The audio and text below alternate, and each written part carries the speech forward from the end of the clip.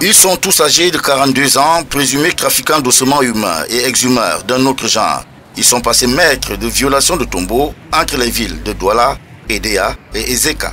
De trois malfrats spécialisés dans la profanation, la violation des tombeaux en vue de déterrer des ossements humains et de pouvoir les vendre au marché noir. Amadou Mana, repris de justice, chef de gang, et Mohamed Dadi sont tombés il y a quelques jours dans les filets de la brigade de gendarmerie de Ndokbong. Ils sont proposés de dissimuler ou bien de vendre dans un marché ici à Douala des ossements humains.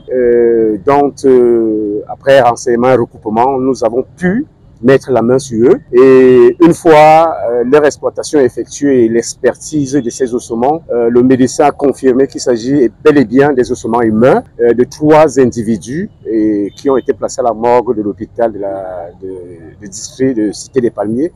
Les deux présumés mis aux arrêts étaient en contact, d'après leur déclaration, avec un certain Adamou Bouba, alias Bouba Kailé, incarcéré à la prison centrale d'Ezeka. Leur butin, évalué à plusieurs millions de francs CFA, était caché dans le domicile du nommé Abdou Aziz, domicilié à Ezeka, mais en fuite. Le butin va être découvert par les éléments des forces de maintien de l'ordre. Le coût estimatif de leur vente était de 18 millions qu'ils venaient percevoir sur Douala dans ce marché noir dès qu'ils auraient vendu ces ossements humains. Et si on évalue au total, d'après le médecin, dans leur marché noir, lorsqu'ils finissent de les vendre, cela remonte à près d'une centaine de millions. Ces ossements humains parce que c'est les parties les plus fortes d'un corps humain.